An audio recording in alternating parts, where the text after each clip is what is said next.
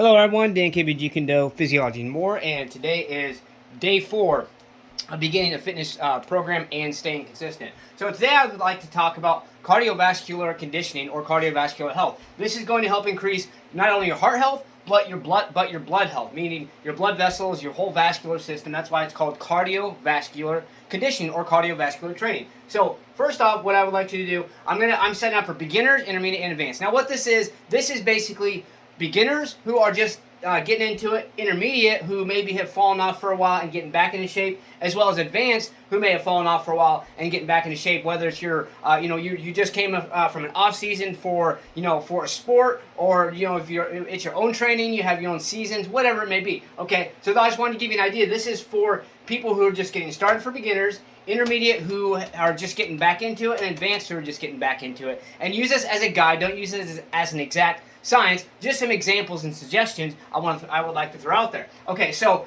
for very beginners, what I want you to do is start by walking for 5 minutes. Time yourself. Just walk for 5 minutes. Then I want you to jog for 5 minutes. However, if when you go to jog for 5 minutes you feel a lot of pain, you don't want to completely hurt yourself and injure yourself to where you're not going to be able to continue your training. So if in that 5 minutes, after the 5 minute walk, when you start your 5 minute jog, if you feel any excruciating pain or feel like you're going to pull something, please stop and start walking again. Then if you still feel the pain, then stop for a minute. Do not sit down because your muscles will tighten, but just stop for a minute. If you do decide to sit down for maybe just like a minute or so, okay, just to get your the fatigue away from your muscles. So that's what I want you to do. 5 minutes walking, 5 minutes of jogging, and if it gets too excruciating pain and the jogging, go back to the walking. Okay, intermediate. I want you to start by biking, whether it's an exercise bike or an actual bicycle outside, whatever it may be. I want you to work up to doing 3 days of biking, but first I want you to bike. I want you to bike for the first probably 3 to 5 days in a row just to get your body and your muscles used to it, whatnot. Then what I want you to do is eventually do 3 days of biking and 2 days of running or jogging.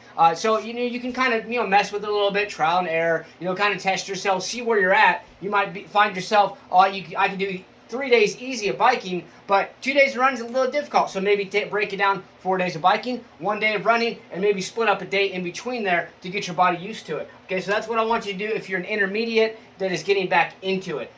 Start by biking for the first 3 to 5 days, and do 3 days of biking, 2 days of running or jogging. Now I say running or jogging because there is a difference. Jogging is just boom, boom, boom, kind of like turtle trot. Running is what I do. I don't ever jog. I always run. Just boom. Just let yourself glide free or whatnot. Just base it on your level. Don't try to be in that beast mode yet. You're not ready for that if you're just getting into it. Okay, so advanced. What I want advanced people to do is start by biking 2 days and running 3 days. Again, base it on your body. If you find, okay, well, I can do the 2 days biking easy, the 3 days of running, not so much. Maybe break it down to 3 days of biking, 2 days of running, and work from there. But especially advanced, if you really were an extreme athlete or whatever it may be, extreme in your training before, and you're getting back into it, you're still gonna have that muscle memory there. You're still gonna have some of that conditioning and whatnot. So base it off that, please. Okay. And then what I want you to do is start with low intensity, and then eventually work up to your higher intensity, and what you were probably doing, being an advanced athlete or advanced person, whatever it may be.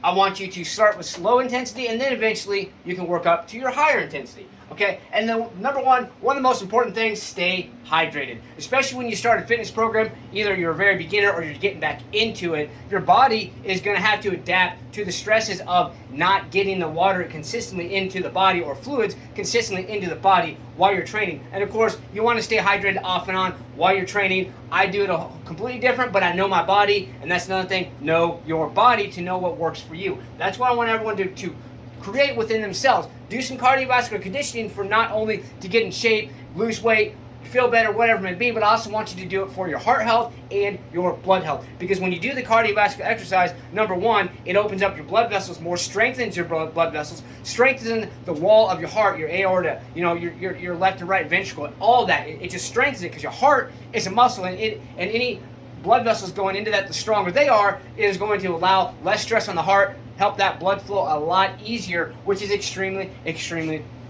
important. Also, in scientific studies, cardiovascular training, especially running and biking, consistent, something like that, consistently over a period of time, can actually help regenerate new brain cells. So those of you who maybe have had an accident where it's caused something, or if you've done any types of drugs, alcohol, high use in the past, I'm not gonna. Don't quote me on this, but I'm just saying it can help assist in the process. Okay, so that's what I want everyone to do. Be proactive and let's get these things going. Do what it takes that you don't want to do and push yourself. You have to stay motivated, believe in yourself, believe you can do it, and believe that you deserve it. Let's get out there. Let's go smash, punch, kick that like button. Just don't break it. Let's get out there and do something. Let's go.